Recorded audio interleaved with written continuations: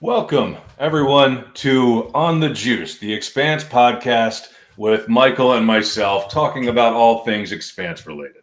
Today, we are here to talk about Season 6, Episode 6, sadly, the finale for this great show. Michael, welcome. Welcome, and I'll do my usual, which is to talk about the episode. And of course, this episode is called Babylon Ashes. Remember, each last episode of the season always refers back to the novel that it tends to reference. Okay, so this one's called Babylon Ashes. It was directed by Brett Eisner, which, by the way, episode 1 and episode 6 were filmed at the same time, and Brett did both of those. So they were actually filmed at the same time. And it's written by Daniel Abraham, Ty Frank, and Narayan Shikar. The Trinity. So what did you think? Before we even get into the episode, you've already seen this, but you don't have to hint anymore because you've seen all these episodes previously. But man, this season, I was upset at first that they only gave him 6 episodes. I still would have liked 4 more episodes, something like that. But I thought they did an excellent job of wrapping things up. What did you think? Well, yeah, it should have been 8. They could have done 8 episodes and still had no fat. I mean, this thing was pure muscle. It got us where we needed to go. There was zero filler time. There was no such thing as filler time in those 6 episodes. You had to watch everything to catch all that was going on. There's so much foreshadowing hints about what could have been in a season 7, 8, and 9. Mm-hmm. And the fact that they weaved all of this together, and then what they remembered most importantly were the people. We had these grand scenes, these wonderful things happen, but we never forgot the people. We never forgot Philip. We never forgot Marco. We never forgot Naomi. We never forgot Drummer. We never forgot Holden. We never forgot Amos. We never forgot Peaches. Mm-hmm. They were all there. Bobby. They were all still there. Abba Sarala. We never forgot that the people are the important ones. And oh, by the way, for all the fans out there, my hat is Remember the Chant. I'm just reminding us to go back to season 1, Remember the Chant, and here we are at the end. So, it's funny. I don't do this for many shows. I'm not the kind of person who tends to go back and rewatch shows. I feel like I could rewatch The Expanse after I finish the books. I've got 3 more books to read. Once I finish them, I feel like I could go back and enjoy watching all 6 seasons again. Well, I think everybody should, because you catch all the foreshadowing. And I've said this the entire time we've been doing this, and if I've done an interview or talked about this, The Expanse, I've always said that Narayan loves foreshadowing. He'll tell you up front what's going to come out later on, but you have to be paying attention. You have to pay attention. And there's so much in the earlier episodes. I honestly have watched some of the first season shows 5 times, and I catch something new every time. Now that we've seen the end here, it's good to go back and see how the things have changed. And also, too, if you see at the end of episode 3 when they thought they were canceled, the way they talked about it is it could have ended there. Mm-hmm. Okay. And they wrote it specifically just in case, they weren't renewed and stuff. And thank God they were renewed. But you can see it there. Yeah, I just want to say, I'm just going to throw this in here before we get started.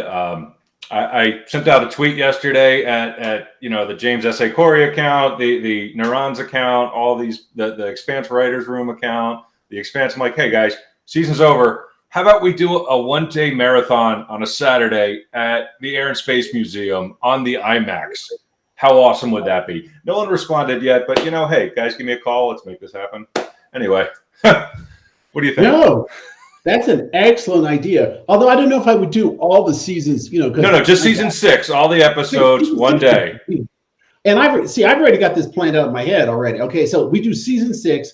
And then what they do is they have special tickets. You get a box lunch and everything. So, after every episode, there's a 5-10 minute break for people to run to the bathroom, right? Mm-hmm. Then after episode 3, we have a big lunch break. People sit down and talk about everything. And then an intermission there. Yeah, I've got this all planned out already. That's what I've been thinking. And they could have some of the props in the museum that week as like a small, a little event. Have one of the rooms with the Expanse props, things like that. We could get a, put some of the money to charity, do something like that. We could probably do some real good with this. Well, and then you could have a special talk at the end, the science of the Expanse. What did they get right? What did they get wrong? That would be perfect going along with that, so, or else that would be So, I mean, I could see this as an all-day event for the Expanse fans, and people would come from all over for it. I would fly into DC for this, no doubt. And most of the people I know, people in New York and Boston, they would just take the train down. Mm-hmm. So 100%. Fans would come in from all over for this, just to see. Like for me, just to see that there were so many different epic space battles this season. Just to see that on the IMAX with that sound system in there would just be phenomenal. Well, even though we haven't talked about the show yet, but just one more point on that. We'll get to the show, Okay. I was, all right, there are 4 different times I've seen it on the big screen, okay? First was Comic-Con, first episode. The second time, I believe, was, when they actually showed it at the Alamo Draft House. Beginning of season 2, and then the third time was in LA, for the wrap party for season 3, and then the fourth time was at New York Comic-Con. Okay. And honestly, on the big screen, it's better. It feels like $100 million film when you see it on the big screen. It's amazing. It's just amazing. Okay, just throwing that out. So we got it. Yeah, we got to do that. We got to make that happen somehow. I don't know. One of us has got to win the lottery, so we can just fund it ourselves. Exactly. I will play the Powerball tonight, but if you have any contacts there, Michael, get that idea in front of them, man. I think it's one of those things because they remember we talked about this before. They've done a panel at Caltech, and they did and then the Griffin Observatory did a special program featuring the Expanse people, and stars and everything else. And also too, the Griffin Observatory people are Expanse fans. I actually met her at the wrap party for season 3. So yeah, they're fans too. The scientists are fans too. So I mean, to me, it seems like something that they should make happen, especially if they ever decide to do anything else. Just saying. Hint, wink, wink. Yeah, well, if they decide. Yeah, I mean, the way this ended, it is ripe for a movie or something to follow up, even if it's like a movie for Amazon Prime, whatever. I think there's a lot more story that could be told. But let's get into the episode itself. So we start off. Spoilers. So if you haven't seen it yet, turn it off. Turn this off now. Go watch the episode, then come back. If you have seen it, it's a great episode. Michael already went through who it was directed by, who it was written by, and we start off on Laconia for one last time. So, Kara returns back to the house. Her parents are worried. They've been searching for her. She's there now with her brother, and her brother isn't quite right, and her parents freak the hell out. So what did you think of all this in Laconia, Michael? You imagine if you're sitting in your house and your daughter says, "Well, he's back. Look, they fixed him." They fixed him. Creature walks in. Oh my God! The parents' their reaction is exactly right.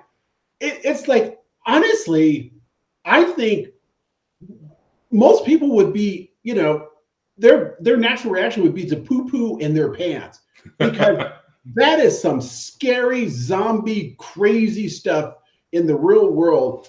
And the little girl, it's so funny because her brain doesn't understand the horror of what's happened. She really doesn't get it. I love it when he's like, "I want a hug too." It's like, no, you're dead. And then the father gets a knife and cuts him. It's like, And he goes like, ooh, and then that black blood, and it's like, oh my Lord. I mean, could you imagine? I mean, we don't. The parents were right, and they locked him in the cabinet. It's like, wow! It's like they're going crazy. Now, this is my question. As you've read the later books, do we ever get an explanation of what he is now? I'm not going to tell you. Ah, damn it! I'm not going to say. I'm not going to say because it's super, super, super, super important. Okay.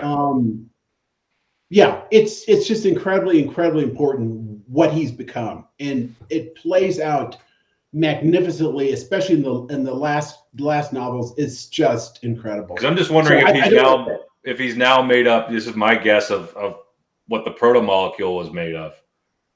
Well, remember how he saw his sister at the end? Mm-hmm. With all the Remember, we saw that before. Remember when the doctor, I want to call him Dr. Mengele, but it wasn't Dr. Mengele. It wasn't Dr. Mengele.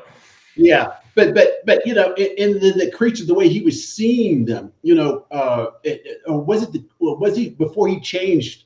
I can't remember before he changed the way he would see them differently. And so, like Zan was saying, he says, "You look different. Everything looks different." Well, it does, because the way it's processing the information, the way the protomolecule processes the information is different than we do, and much better, obviously. Mm-hmm. Yeah, so I thought that was all pretty cool and pretty well done. She escapes with Zan, and they're out in the woods, and there's Zan tells her, "Oh, there's no food for you out here. You'll die." "Well, the dogs will fix me too. They'll fix me." It's like, oh, that's probably not for the best, though. Well, that line is very important too. Okay. When you read further, you'll see what I'm talking about. It's just, I mean, the amount of foreshadowing that they wrote into this episode is just nothing less than phenomenal. But again, you have the trinity of the writers doing this. Ty, Daniel, and Rain. The three of them together can do no wrong when they write. So it's like, Jesus. This episode was perfect. We have so much happening there. Clarissa finding out she only has 5 years to live. Yep. They just sort of threw that in and then didn't go anywhere with it. I was like, okay. Well, what puzzles me is why they use 5 years, because you'll see that there's a difference between what happens in the books and what happens here. And it puzzles me why they would use the 5 year, why they'd be so specific with the years. Yeah, why they would do 5 years, which is radically different from what's in the book in terms of the years, Mm-hmm. Well, I know the next book. The same thing happens in the books, but the number of years is way different. Well, I know in the next book it's 20 years later. So if Clarissa's around in that book, I don't know. Is it 20 or 30 years later? I can't remember which. I think I haven't read it yet. I know that it's advanced like 20 years in the future from where we left off. So yeah, I don't want to say anymore. Yeah, I don't want to say anymore. But people have been talking about online about the jump in time and stuff. So we then move to the assault itself, which is pretty awesome. Another kind of epic space battle here. Didn't I tell you that was a scene you would want to watch twice? Yeah. No, when they're dropping them in those little porta potty type things, that's what it looked like on the inside almost. Yeah. But those were like those containers, like the ship containers we have, nowadays and stuff, which kind of makes sense using the same type of containers. And no, it was awesome. That was beautiful to behold when they did that. That was, the visual effects this season have just been incredible. I'm telling you that they stepped up the visual effects this season. They really went all out in the space stuff, on the space battles, and just so many little details, like you pointed out before. And this season just seems like they really upped it.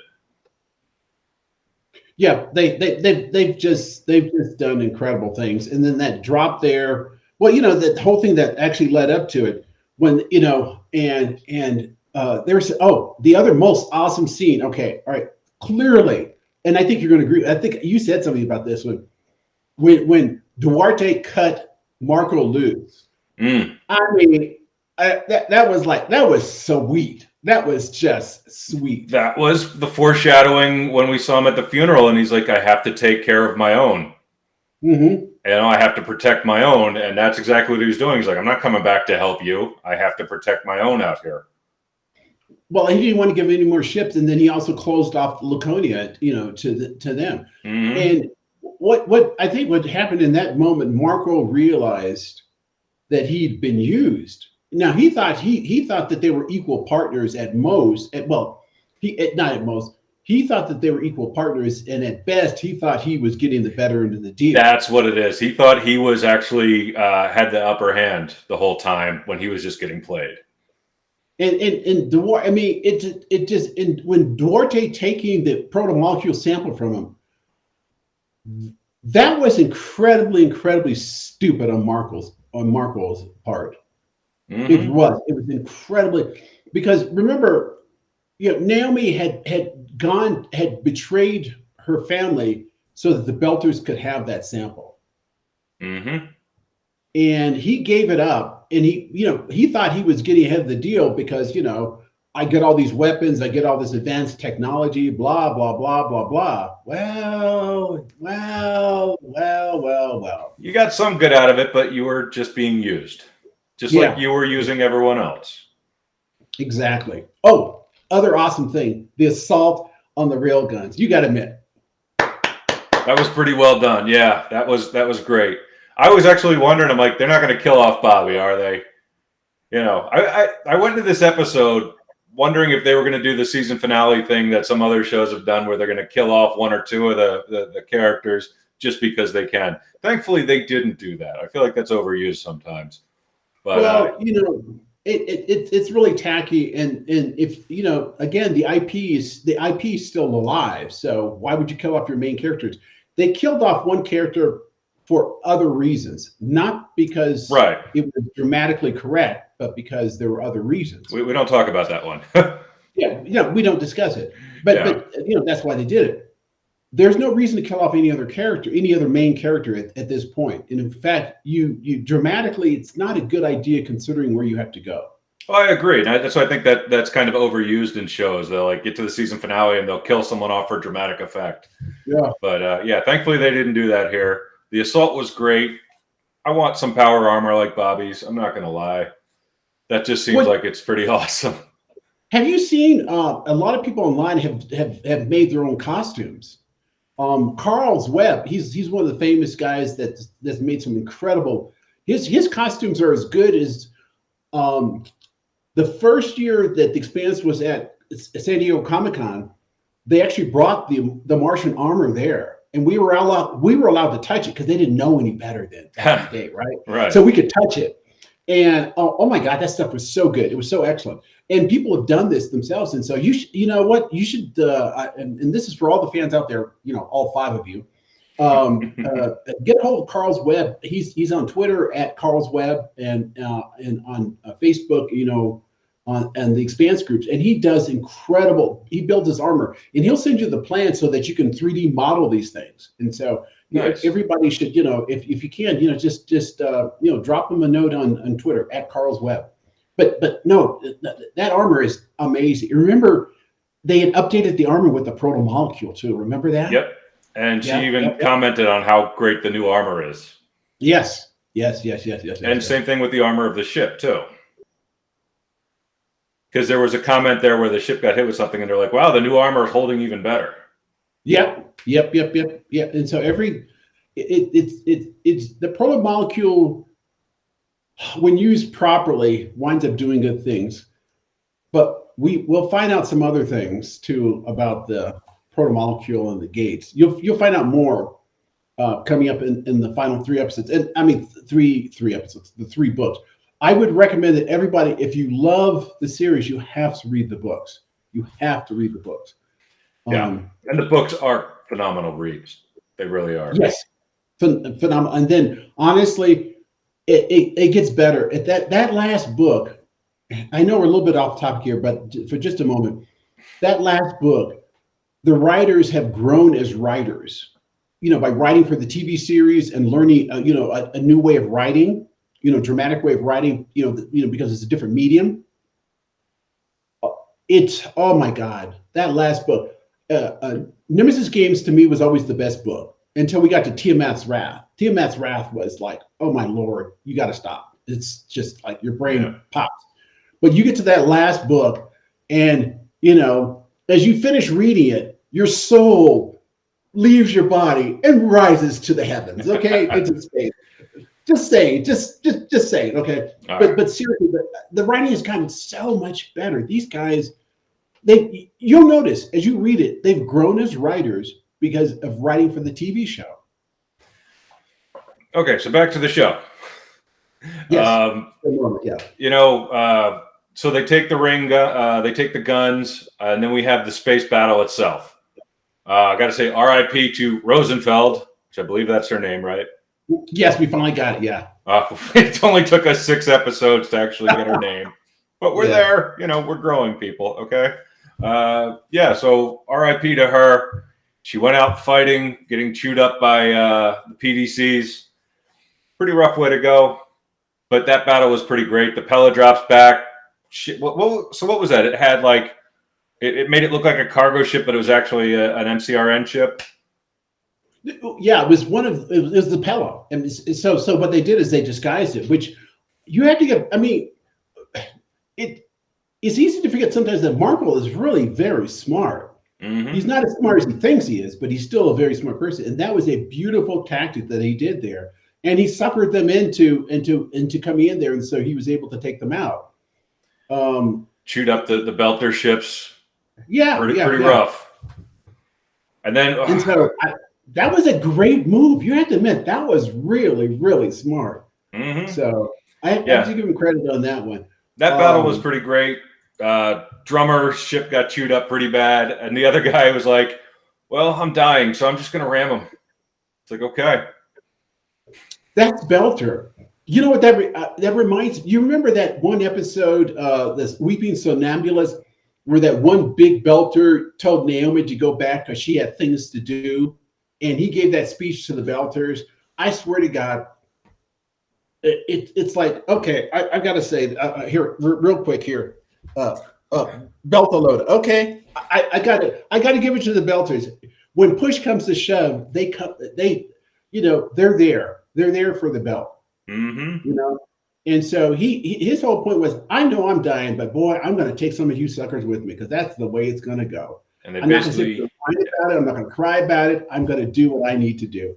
And you just hear like Bon Jovi's "Blaze of Glory" going in the background. It's like, I'm just doing this. Yeah.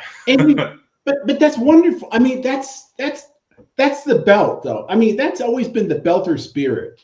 I mean, they're the ultimate pragmatists. And Drummer was going to do it, but she was ready to do it in a heartbeat. But the other guy just beat her to it because they were not going to let that bastard get away.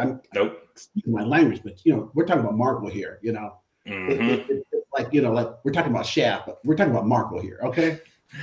So that happens, and they basically chase them all the way to the ring. Naomi tells Holden how to trigger the ring. It goes off, and all of Marco's ships. So what exactly happens to them, Michael? Well, you're going to read the books, guys. Everybody's I am not spoiling anything because the books, oh my Lord, you have to read and find out from the books. So many things happen there. Things that, your brain's going to fall apart. Your brain's going to hurt. So they basically disappear and get what looks like I don't even know what. They basically get taken apart to a molecular level, and you see this red stuff as they basically disappear after triggering the ring. Yeah, we know that we call them the ring entities. Some people call them the goths and stuff like. We know that the ring they got triggered by that, and one of the greatest moments. In my mind, there are two great moments in this, and in an episode of just incredible, the entire episode being great. But the moment when Naomi pauses and she remembers baby Philip. Now, if that didn't touch your heart, don't come near my house because I know you're a creature from some nether regions, from the depths of hell. I will shoot you because I know you're not human. Because that moment when you saw it, that beautiful baby, and it had to hurt her at a level that we can't understand, you know. But it was a beautiful, beautiful, and what was it, like 5 seconds? But it was a beautiful, beautiful scene, right? It was incredible. So yeah, and then she pushes the button. Yep. And as far as she knows, her baby's gone. Right. We know different. She doesn't know different. We know differently. Yeah. So that was an interesting twist at the end there. When they had shown Philip had gone into one of the skiffs. Yeah. Flew off right before they went through the ring. So Philip is alive somewhere out there, in theory. Which is interesting in terms of it's interesting that he's still alive. That's, yeah. But something else too. I don't think there was not. All right, let me just say this. I don't want to waste any time on not so awesome. There is nothing. This whole episode was friggin' awesome. The only not awesome part was it was the longest episode, but they could have done more. I mean, we could have had an hour and a half. We could have had 2 hours. Seriously, we could have had 2 hours. So that's the not awesome. But the other awesome part is the people in the drop ships. The names were all from sci-fi movies, sci-fi books. I actually noticed that. Yeah. Yeah. People, I kind of noticed it, but I kind of didn't notice it at the same time because I wasn't looking that close. I was like, I'm watching everything else, and there's just, like I said, you've watched. A lot going on. You have to watch each episode at least twice. Yeah, there was a lot going on. And then, of course, we get to the end. They're trying to set up the Transit Authority. They, of course, all nominate Holden because we all knew that was going to happen. And I loved it. He gets up there to give his first speech. Avasarala knows exactly what he's going to do. She's just like, don't you do it. And he did it. And he resigned, putting Drummer in charge. So, that was the end of the episode. And it was an amazing episode. And it was an amazing season. We can't really do looking ahead because that was the series finale. So what are your thoughts on that? What are your thoughts on that ending there? Well, remember the ending actually was with Holden and Naomi, and he was wearing like he normally does, and she said, let's just enjoy the moment. Mm-hmm. Let's just enjoy being here for the moment, That's and right. Then we see the ship going off into space and fading into the great expanse. Okay, so it was absolutely poetic ending. It was supposed to be that. It was wonderful. In a way, it was a love story with Naomi and Holden. And it's always interesting. We always called him Holden. We don't ever call him James. You ever notice that? Yep, he's Holden. And he's just Holden. Yeah, Holden and Avasarala. We always call him that. We call Amos, right? Mm-hmm. And we call Naomi. We called Alex, Bobby. Yeah. So yeah, and our last topic, stuck the landing. I think we've already said this numerous times. Yeah, it did. For the series, for the episode, for the season, and for the series, it tied everything up in a way that I'm actually happy with. I feel like you watch a lot of shows, the season finale is kind of a letdown, or it doesn't wrap certain things up. This just got it all. It really did. I was quite pleased with how this wrapped things up. Even like you said, the last shot where Holden's like, hey, we got to find some work. We got to do something. She's like, let's just relax. And then that was it. And like you said, going off into the great expanse. It is both. And, just as a reminder, people, you said both season and series finale. It is both. It is the end of the season and it's the series finale because as of this moment, we've been told there's nothing else planned. And in fact, some of the crew, the people who actually worked on the set, have already said the sets have been broken down. Yeah, that's already done, and don't expect anything else because nothing is planned. Nobody's, whatever Alcon is doing, that's being discussed at the highest level, i.e., at the chairman of the board level, the chairman, the co-CEOs, those two may be discussing. They may have some plan, but no one else knows what that plan is. There's no one else been. Well, they may have talked to some people, but it hasn't reached down to the crew level. Right. There's no discussion at the crew level. So as far as we know, it is not only the season finale, it is this series finale. So, and again, it doesn't mean we won't see any more, but as of right now, there's nothing known or nothing being spoken of. No. So, yes, it stuck the landing again. Quite happy with this. I'm gonna miss this show, man. This is one of those that I looked forward to every time it was coming out. But honestly, I think people should go back and rewatch the entire series. I think they'll find it very, very interesting. A lot of good things. Everybody has their favorite season. My favorite season is the 5th season still. Okay, because that was just incredible. Because as a hint to something coming up, we have a special guest next week. We're actually going to have another show post series season finale. We're going to have Jacob Mundell, who played Eric, the crime boss, the Baltimore crime boss, will be our guest next week. Yay! That's going to be awesome.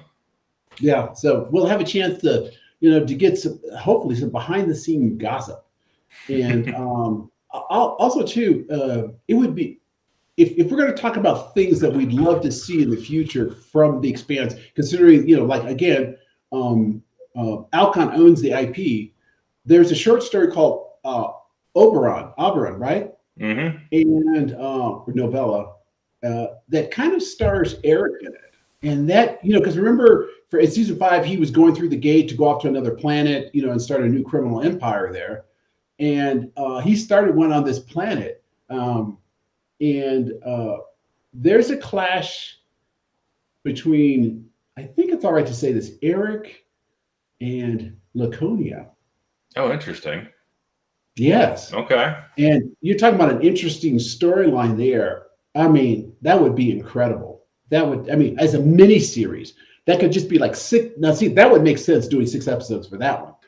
I love that his whole thing is like, hey, I'm a crime boss, so I'm going to go through this ring and start over. No, just start more crime. It's like, okay, you could do that. That's what he knows. It's Eric. Eric. We have to remember, Eric's not a good person. Right. He was not a good guy. He is the crime boss.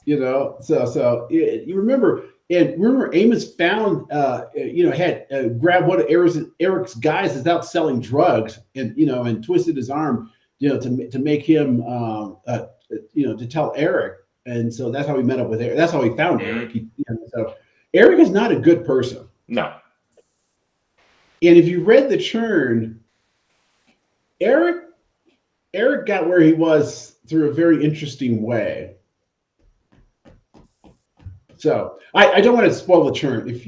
Honestly, it's a wonderful thing, and it's a wonderful novella. And Wes took that novella to a child psychologist to have her read it and to have him understand his character better. And so, as you can tell from that, he learned a lot. And his characterization of Amos has been spot on. Yeah, it's really good. Yeah. It's like as Wes has said, Amos is not so much a sociopath or a psychopath. Amos just is a survivor. Yeah. So he has some posture. If he tells you he's going to kill you if you do something, he's not threatening you. He's just telling you what's going to happen. And if you do it, he kills you. He doesn't come up there and do a big speech. Oh, you did something wrong here. And no, I'm going to kill you. No, he doesn't do that. He just says, all right, you did it. Boom. He shoots you. And then, he walks away. Mm-hmm. Well, I guess that's our, going to wrap this up here. So we've had great time doing this. We've got one more episode to do. Like Michael said, we've got a guest star coming next week. And I think, do you have anything else for this episode? Well, I think I've hit all the points that I wanted to make, especially with let's see, I'm just checking here real quick. The only thing I want to say too, I'm glad Philip finally figured out that his father was a piece of work. We can go with work. Piece of work. Yeah. Yeah. So That's good. The unfortunate part is he has the death of 1 billion people on his ledger. Yeah, it's something you can live with, just a billion. Yeah. So yeah, like that goes back to it stuck the landing. It wrapped everything up nicely. Yeah. So Michael, where can people find you? All right, I'm at all the Expanse groups on Facebook. I can be found on Twitter at Michael Pea. And also, I write for Friends of Comic Con, and I do all the Expanse stuff is my stuff. So if you want to find out anything about the Expanse, just check over there too. And of course, let's not forget our buddies here, Movers and Shakers. Okay. Yeah, if you want to find me, I'm on Twitter at, there we go, Big Matty Nasty, of course. Yeah, say hi, say anything you want. Try and get the movement going to get the Expanse at National Air and Space Museum. I think that would be awesome. We need to get more people in on that. That would just be a great idea. Anyway, yeah, as Michael said, also Movers and Shakers Unlimited. There's a lot of content there worth checking out. So make sure to give our friends there a try. And that is all I have. Michael, it's been fun. See you next week.